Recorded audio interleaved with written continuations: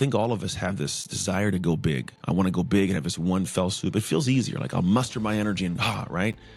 Never has that been the case for me or anybody I've studied.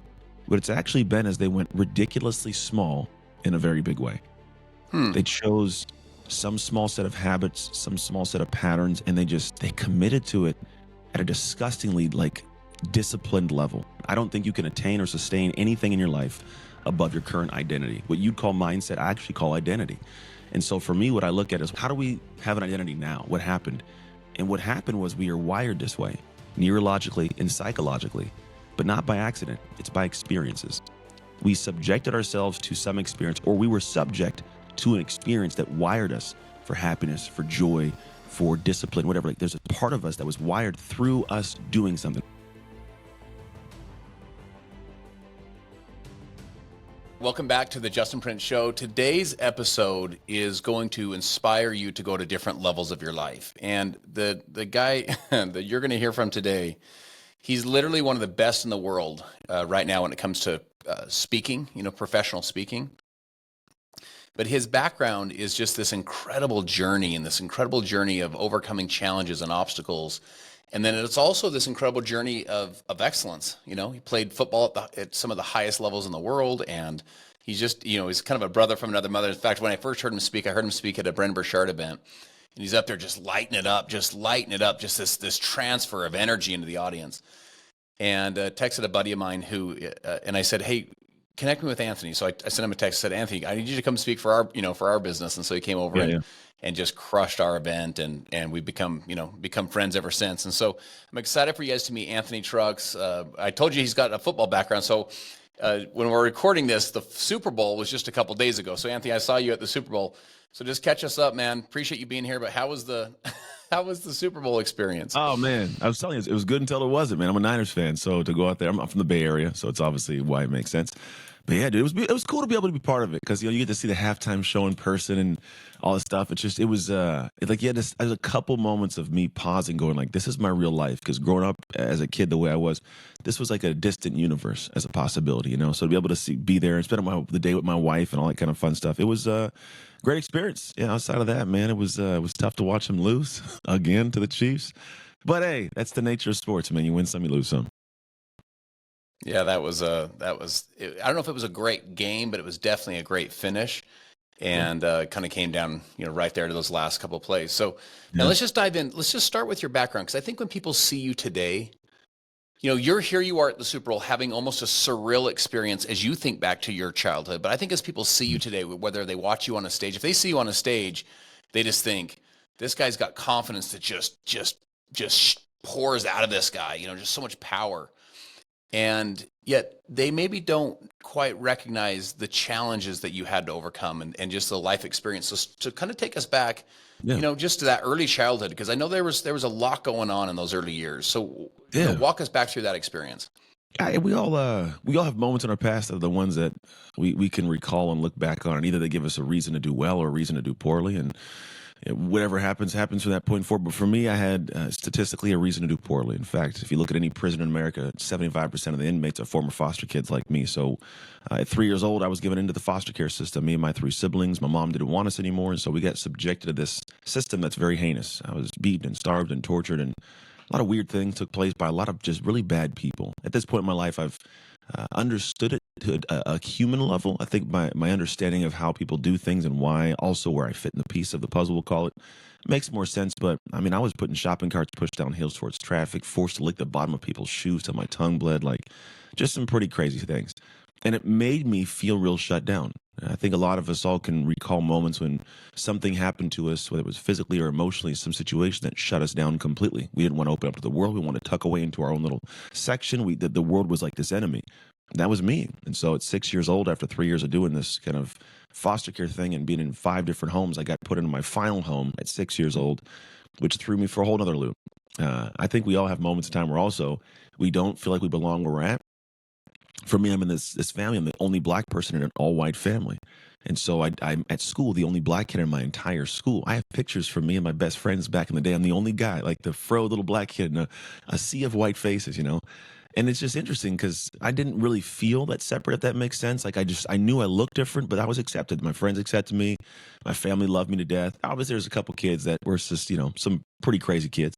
But the reality was I never really felt like I fit. And so for me, early on, without knowing the word and the connection to it, identity became this interesting thing I was battling. Where do I fit? Where do I belong? I don't have, at the beginning, I didn't have a really good foster dad. Like, a lot of dynamics that just made me really, really uncomfortable for a really, really long time.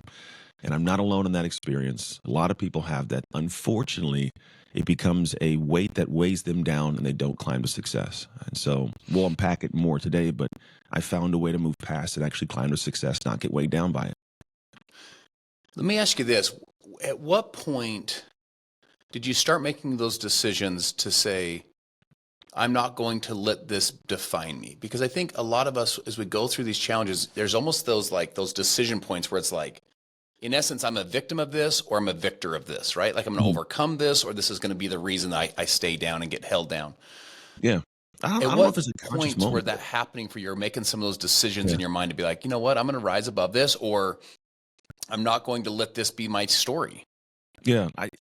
I'd love to say that it was like as a conscious decision that happened like that as a kid, but it wasn't. I think we don't really, I think in hindsight, we always process it and go, oh, that was what that was, And for me, I had this moment where I was in a classroom, Mr. Howe's English class, and I'd been adopted. I'd played football for a couple of years. I was horrible at the game. My adoptive mom had been diagnosed with multiple sclerosis. So I was kind of in this weird, I don't know, tumultuous situation of life of like, the sport that I wanted to be great at, I'm not. My family is focused on mom. My mom is sick.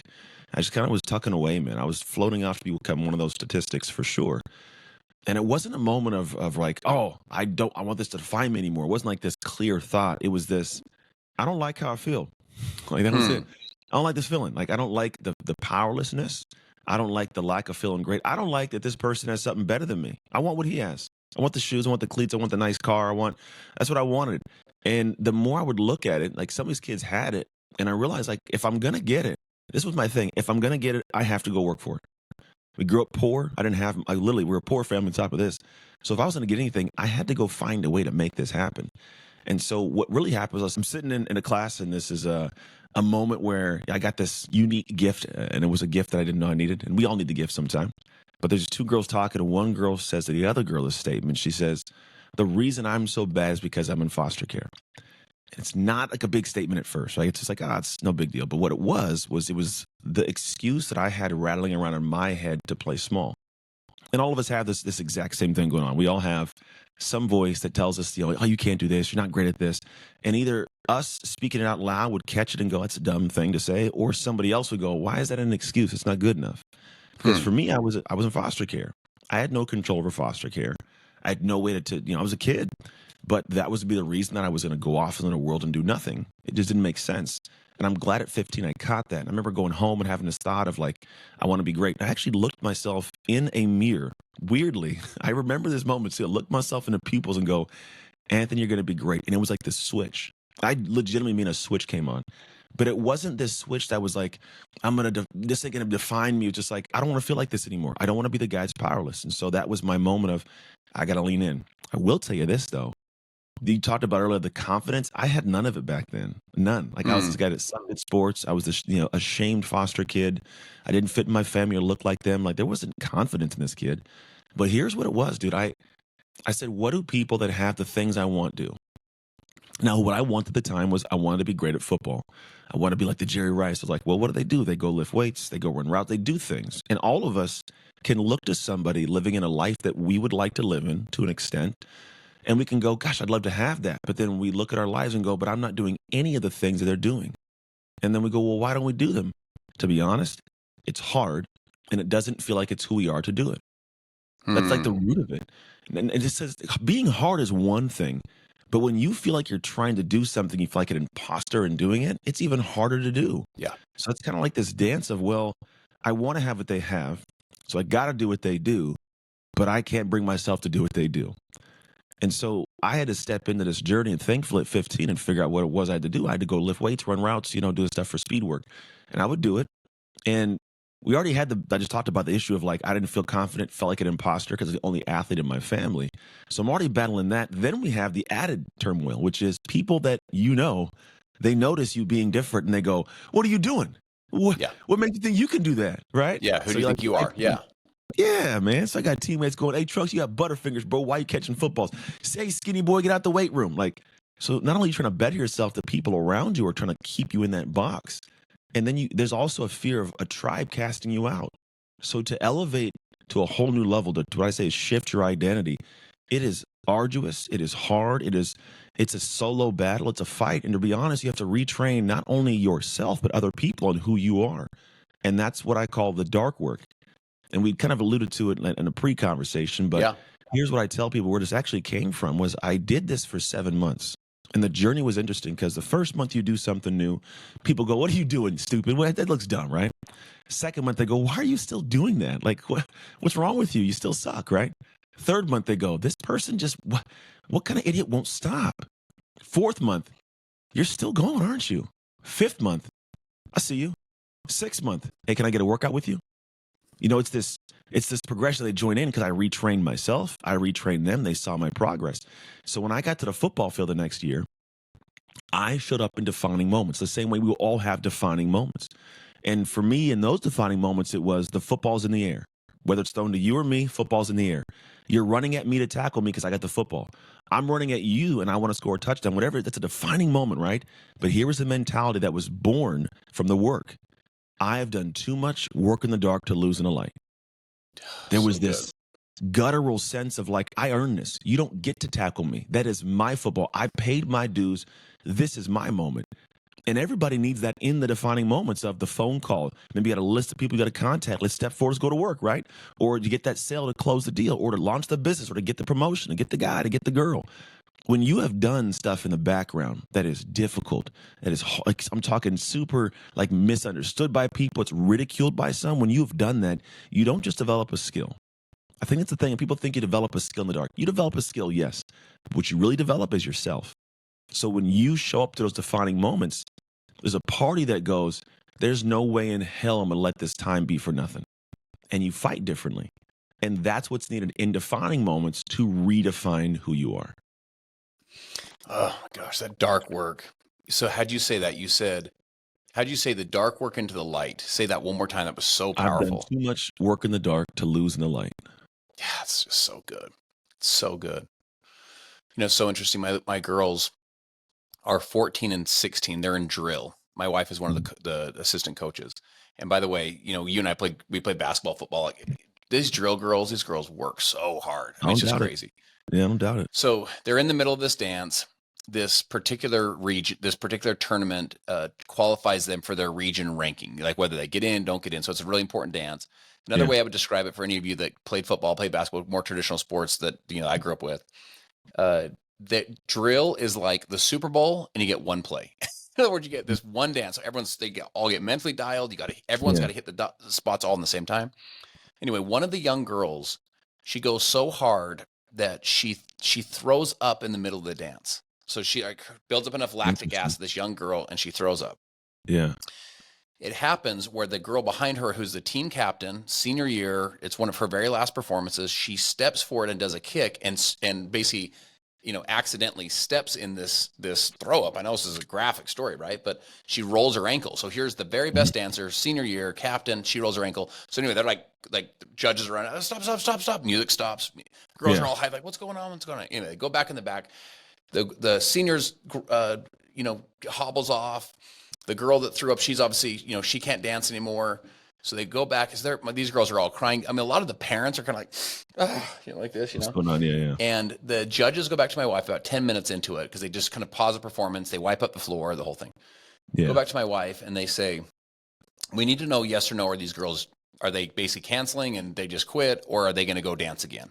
Now, in basketball, it's 5-on-5. Your point guard goes out, you just throw another point guard in. In dance, there's like spots. Everyone's got like a spot. Yeah, they know so if the girl's not there, there's like these big holes in your dance, Yeah. So my wife goes, no, they're going back. So she goes to these girls and she goes, girls, these girls are up at like 4:45, 4:30 in the morning to go to practice at 5. She goes, girls, you work too hard in the mornings to not go dance this dance. She goes, go, like you put too much into this, too much work. She goes, go, this is your moment. Get out there and dance. Long story short, they ended up taking third overall, which third overall for their school, it's a new program, is the best that school's ever done, third overall. So they were all super fired up. But it just hits me with this idea of you've done too much work in the dark. You've paid too much of a price to stay back here and cry. Get your tears together and go shine in the light. And I love that concept. One other thing I want to hear your thoughts on. So I've spoken around the world, and in Asia, they have a proverb that says that the nail that sticks up shall be hammered down. In the United Kingdom and throughout Australia, for example, they have the tall poppy. So the poppy flower that grows up will be sliced down. And then back east in the United States, if a crab is in the bucket, tries to crawl out, they put a second crab in. You think, well, man, it's going to kind of push it up and hoist it out. No, it will pull it down. So if you go for your dreams and you try and, stand out or stick up or grow up or crawl out, you get hammered, sliced, and pulled down. It's this human tendency. How did you not allow that, the hammering and the slicing and the pulling? Because, man, you went through it in all these different, really deep emotional levels. Yeah. How did you not let that ultimately pull you down or slice you down or hammer you down? How did you keep getting so resilient? How did you keep bouncing back? Like, what was it that you were doing? Was it just you because it's you? Or was there stuff decisions you were making? Or was there something that you're saying, you know what? I'm getting back up when I get knocked down. I think part of it was I didn't want to let yesterday Anthony down. That first off, there's a piece of it where like we're talking to I think some people look at dark work and go, oh, because I've done dark work, like I should feel confident. And I go, no, you shouldn't. You should feel confident if you did ridiculously hard dark work. That's the separate. You can't fake that. You can't get in a ring with a boxer having done some boxing. If you go, I've done some boxing, I've done stuff in the dark. Or this guy goes, I am a boxer. I have blood, I have sweat, I've cried, I've lost people, I've sacrificed. That person is going to do things that will not make logical human sense to you because of what they've done. So good. It's a different separation. So I think part of it was when I killed myself to be a great athlete, I didn't care what you thought. I wasn't going to let me down because I looked at the rest of the world. This is the thing is I grew up in a place where I wasn't accepted and loved and like I didn't get cared for a lot of years.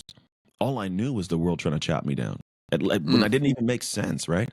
So I learned early on I didn't want to be in any kind of control of the world's gauge of my greatness.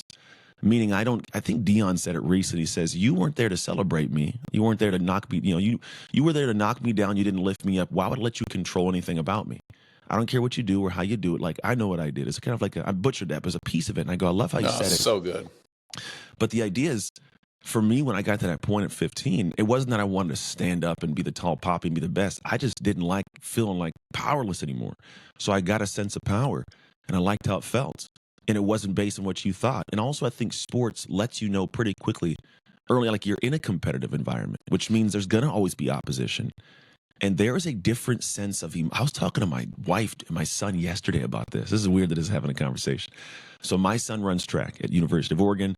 He's talked about wanting to go and play football, walk on the football team. Now in track, if you know track athletes, how they function, they pretty much have a lot of free time. They got a couple of hours of practice a day. It's like high school, right? It's like high school track. You got school, you're free to do your thing. You have a lift, then you're free to do your thing, Then you have practice for maybe a couple hours, then you're free to do your thing. Football, you were in school from, let's say, 7 to 12.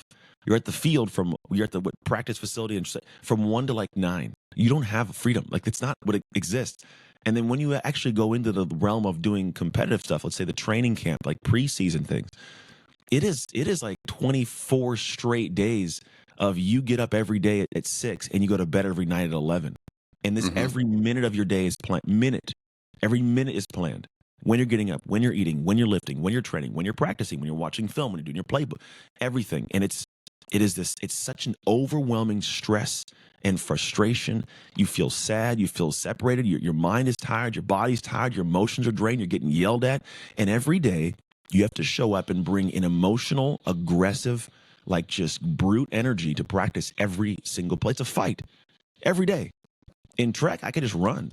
In football, I have to run at you and hit you and then do it again, right? There's a different sense what has to come out of you. And I say that all to go, when it comes down to the things that we do or how we show up, like for me, I was in that moment of, I started to get bathed in it. when I was in high school doing that. I was lifting, I was training, I was playing, I was practicing. So after a while, I didn't care what you thought because of this. You hadn't done what I did. Why would I take the advice or the thoughts or the perspective of somebody who hasn't even touched the level of effort I put in? And that was the mentality. I looked at people around me, and I was a young little 17, 18-year-old arrogant kid to an extent for sure. But in my head, I go, you ain't nothing to me. I've worked for this. I've earned this. Mm-hmm. Now obviously as you grow up and become a man, you start to see how you were. I wasn't a negative. I wasn't rude to people. I was actually a nice guy from what I hear from my, former classmates. But when I got in that football field, I don't care what you thought. You could actually, it's funny you say that the tall poppy gets knocked down. A guy named Chris Henry. He's a good guy.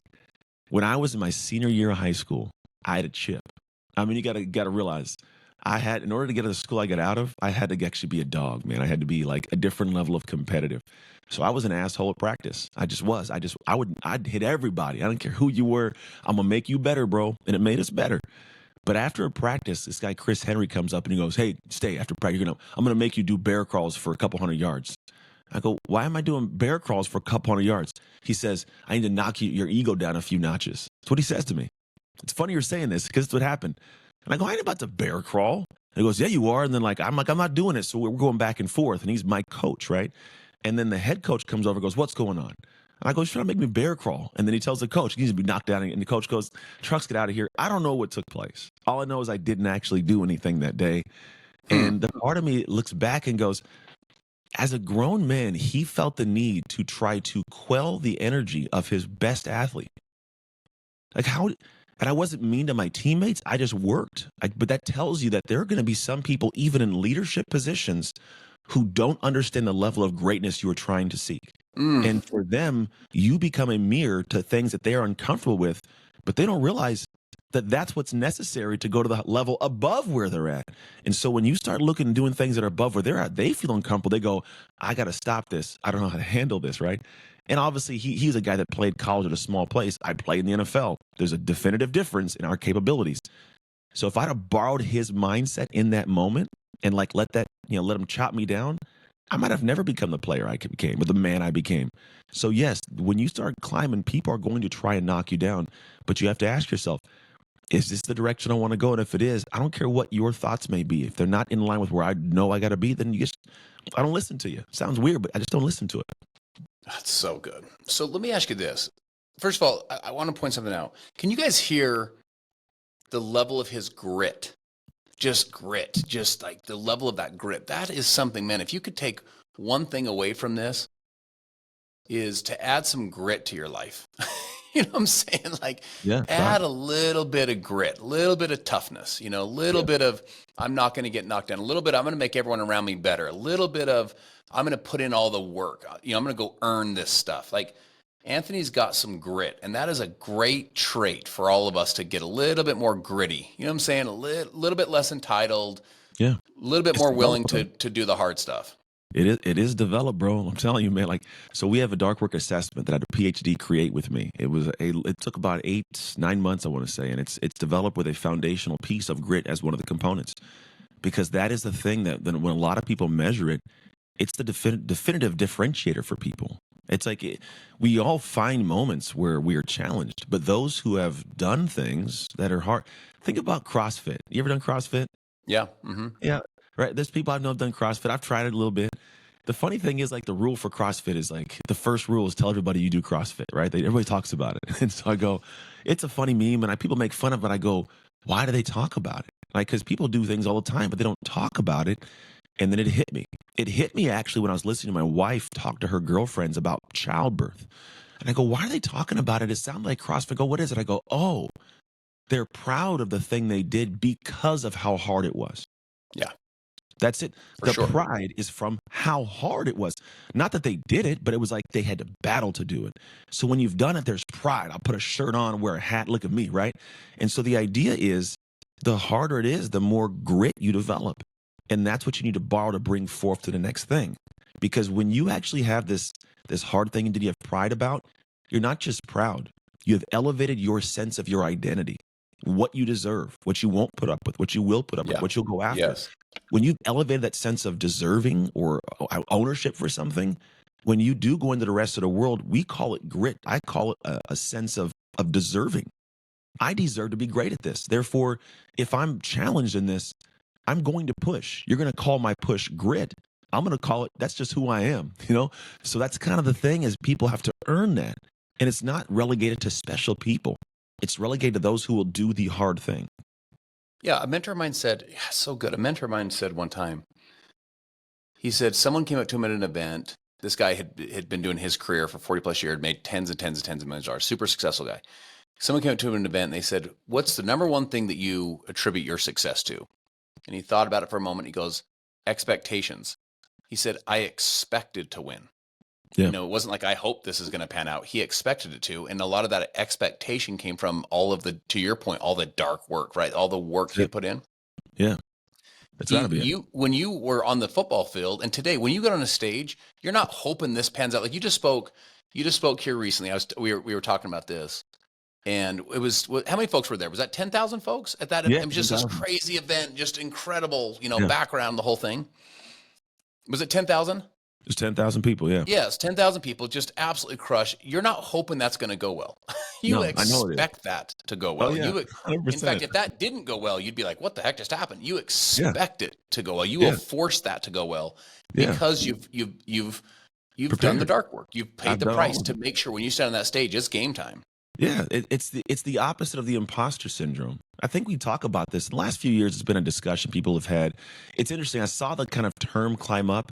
Nobody fully answered it, and it kind of disappeared, if that makes sense. Like it was a prominent term, and then I go, where'd it go? But I realize that there is a side of that is true. I think a lot of people walk with that, unfortunately. But like you said, I expected to do well, not because of just randomness and I was, delusional. Yeah, it's not arrogance. No, I expected to do well because I know the times that I bombed on stage and what I did to make myself better in those areas. I also know how hard I prepped for that speech. I haven't actually rehearsed a speech in the last probably 7 years. I did that entire speech, that's the day before, 3 times through. Now, I never hit the script. There's never a script, but I flow in the way I want to flow. So when I got up there, I just settled back into what I was doing. There's a statement they say, you never rise to the occasion, you fall to your training, that kind of mentality. So for a lot of us, you're going to fall to what your comfort level is. And if you haven't done something at a high level, you don't have the expectation like that. And it really does boil down to the work I've done that nobody saw. And the hard part is most people in our world, it's a very voyeuristic world. Everyone wants to see everybody, and I got to show you what I'm doing so I can get some likes. And I've come to find for me, the most, I'll call it like enamoring humans, the ones we look at and go, look at that person. They have done things and they did things for years before anyone knew them. Here's an example. Who knows what David Goggins was doing 20 years ago? I mean, it's in a book, but no one in the real time knew what he was doing until it came out later. Wim Hof, who knew he was hopping in freezing pools trying to kill himself like a madman, right? Now he's taking people up to the snow. We didn't know about it, but that was their work in the dark.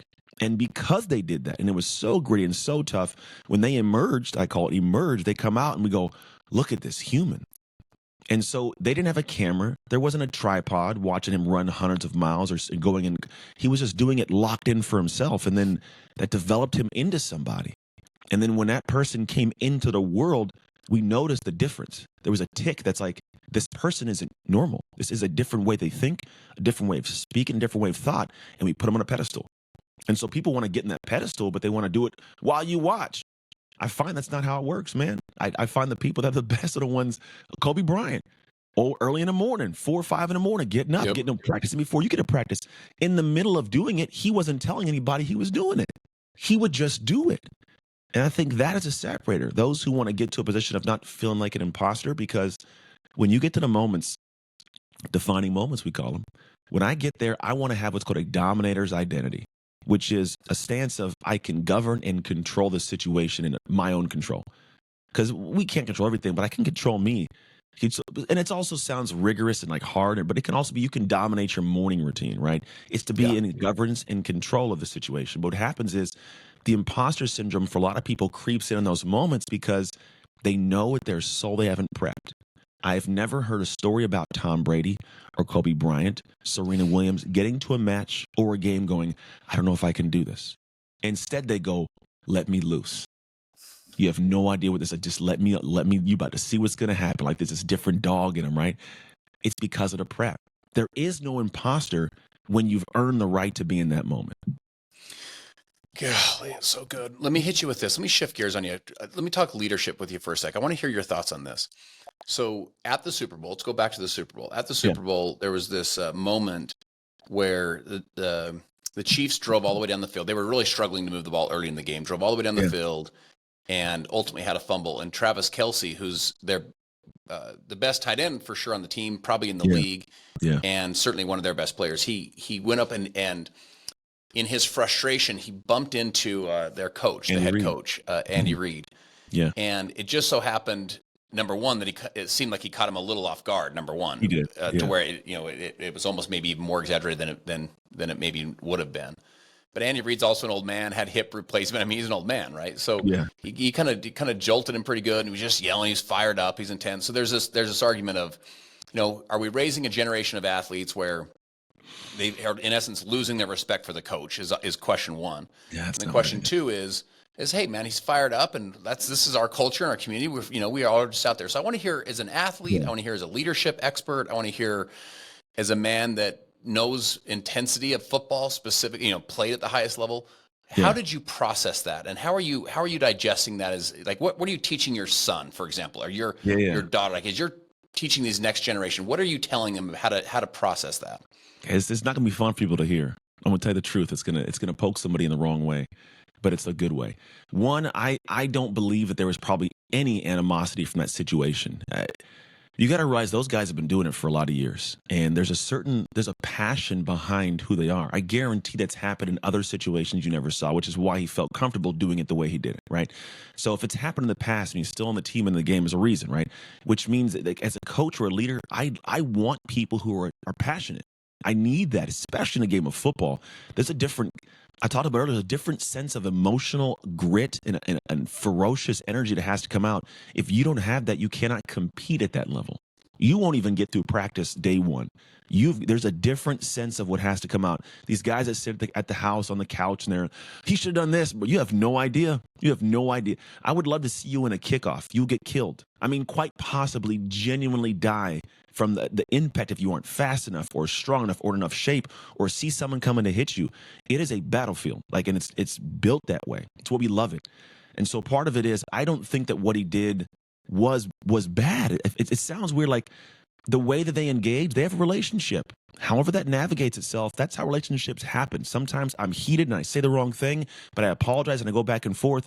The end of the game, Andy Reid wasn't unhappy standing next to him. You know what I mean? Like, they were hoisting the Lombardi trophy. So that's just the nature of competition. If you look at that and go, oh, that's wrong, like, there's so many things none of us see. There's so many things going on that none of us are aware of. And while we think we know because we're watching on TV, you don't know. You don't know what happens in the locker room, in the meeting rooms, none of it, right? The second part, which will not feel good for people. I've always heard a statement, and people say, never meet your heroes. They're going to let you down. And I go, why is it that people believe heroes let them down? And you know what it is? They don't let them down because they do dumb stuff, typically. Like, what they usually do is they let you down because they don't make you feel special, right? You get into a room with them and they don't make you feel special. And I started paying attention to this and watching things, and I started noticing people around me. And I started finding myself getting like I didn't like the people around me. When I would come home from the off season and go train and go to the gym and stuff, guys want to work out with me. I didn't want to work out with them. I didn't care who you were. Here was what it was. You wanted me to make you feel special, but you are not special. You're not. Here's how I meant. You weren't special in the sense of you didn't train the level I've trained. You don't know how I train. When I'm around you and doing things like you're we'll call it sensationalizing things that don't make sense. The partying, the drinking, the drugs, sleeping around with different women and different, things that weren't part of who I was. When I was locked in. I got up at a certain time. I trained at a certain time. I ate at a certain time. I have a standard of my humanity that is so high, which is why I'm in the position of you being a fan. So when people look at their heroes, they go, I love you because you've accomplished X. You've been to this level in X. I love what you've done. What you don't realize is the human traits that person embodies to be at the level where you notice them. When you get in their vicinity and you can't even think at the level they think or function level they think, it feels uncomfortable for them.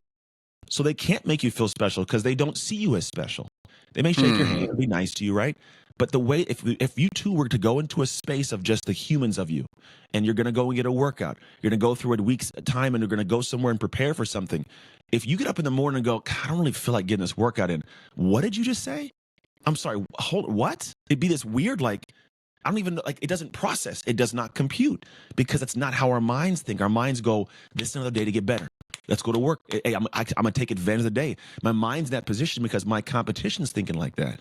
So if you're gonna come in the room and go, yeah, I had a long night. Why didn't you go to bed? What's wrong with you? Right? There's this separation, and so a lot of people are looking up at these people, going, I'm a fan. I love it. And if they get around them, they would feel less than, and they wonder why. It's because you are, in comparison, less than. Not in terms of like less than love or less than a sense of being respected as a human. It's one thing.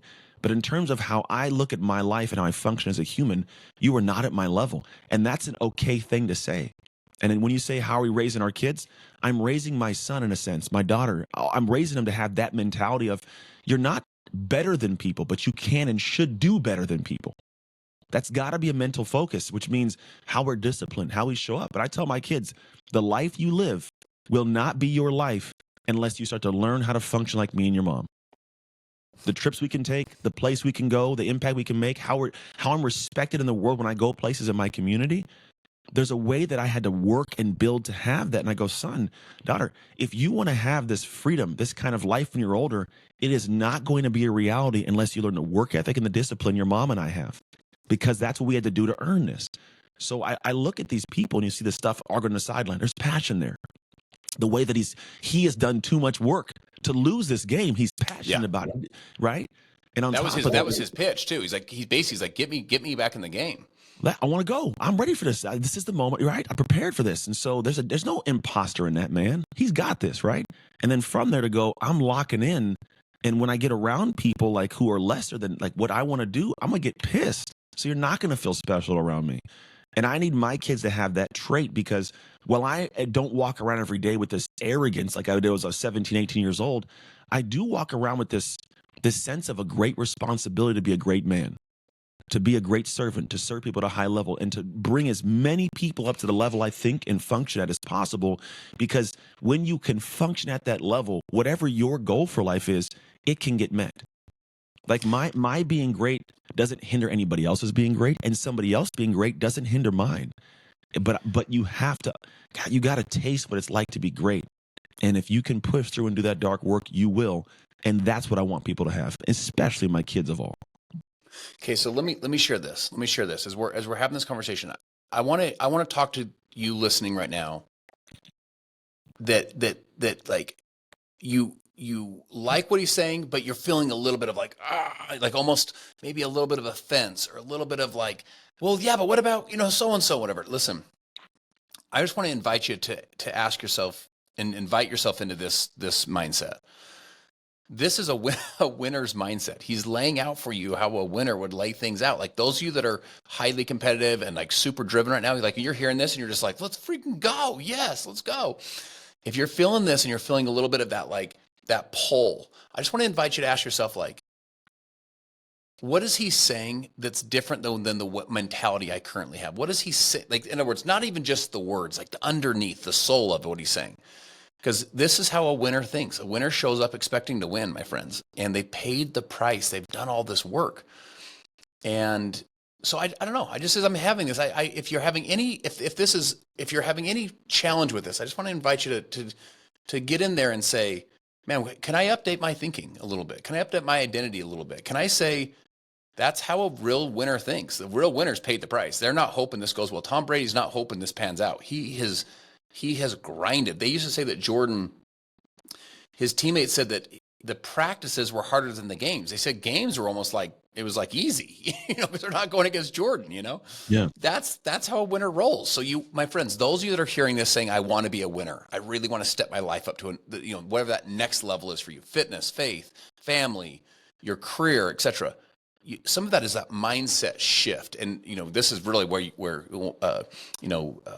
your expertise comes out, which is these shifts. You literally like shifting from one to the next.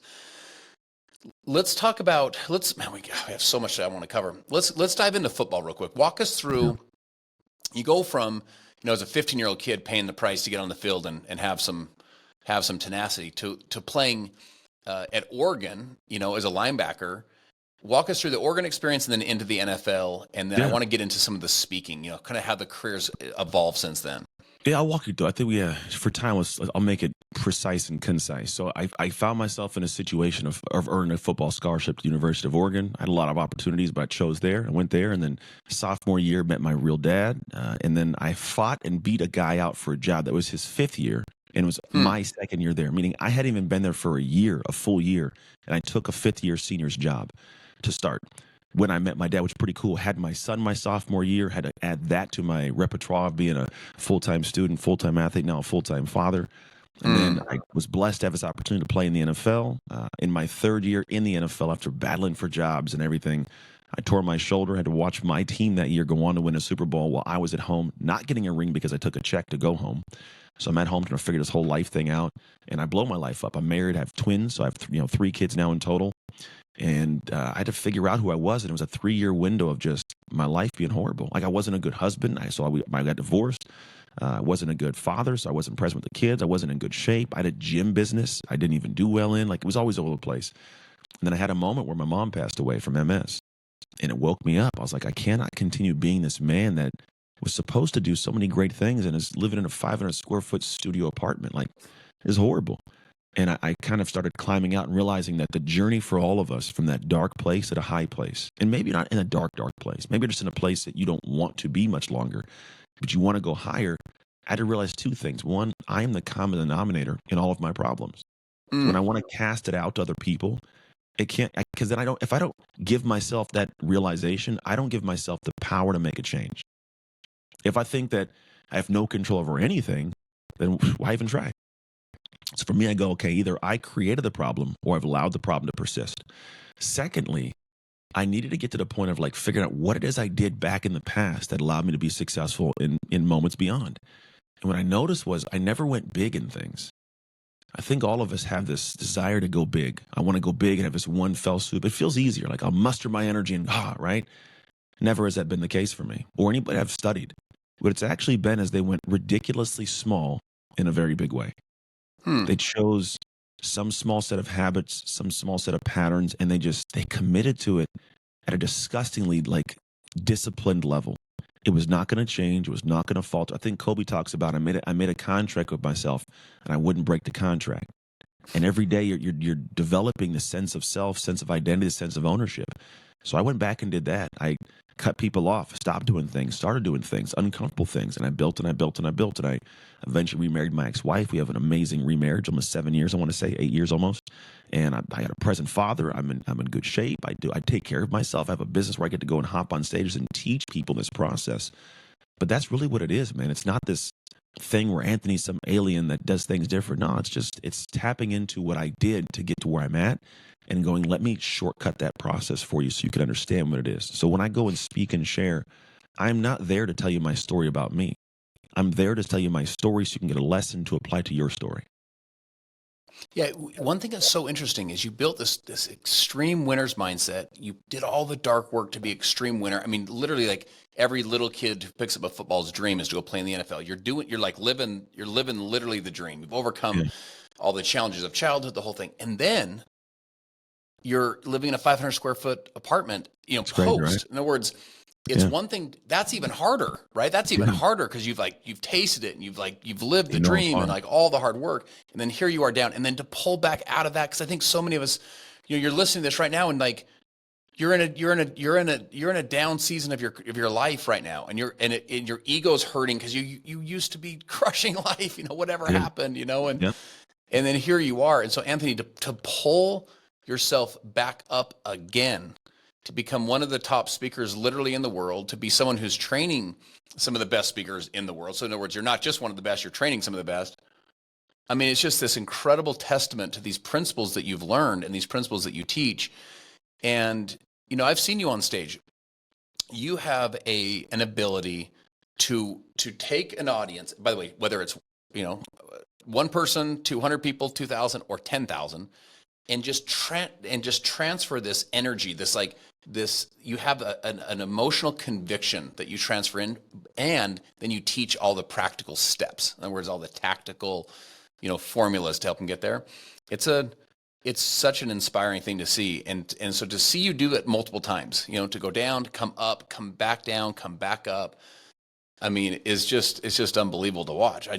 My admiration's off the charts. I appreciate it, man. It's not easy, but we all do it, because what happens is you get to the outer stretches of your identity's capabilities in the moment. We live a life and we're good in the moment, right? But then at some point, life demands us to be more or to do more or to have more. And then what ends up happening is we have to elevate ourselves. And if you don't, you get stuck and you find the rest of the world trudges on and stomps on you as it goes by. But then if you actually get yourself to like a mental state of like, all right, I am in control of bettering myself to handle this and push, then you could actually go. So I lost sight of that. I didn't actually realize what had happened when I got done with the NFL, which was I lost a sense of self. I wasn't the football guy anymore. I didn't know how to build myself, and the traits that I developed were good for football, but not for regular humanity, right? Non-athletic world. And so I had to figure out how to rebuild myself. And that's really what we're talking to. That dark work it's a never-ending process. It's not shadow work. Shadow work is, I got to find out what's going on in the backgrounds. Dark work is once you do what you do once you know. Like once I know what my shadow thing is, okay, now what do I do with it?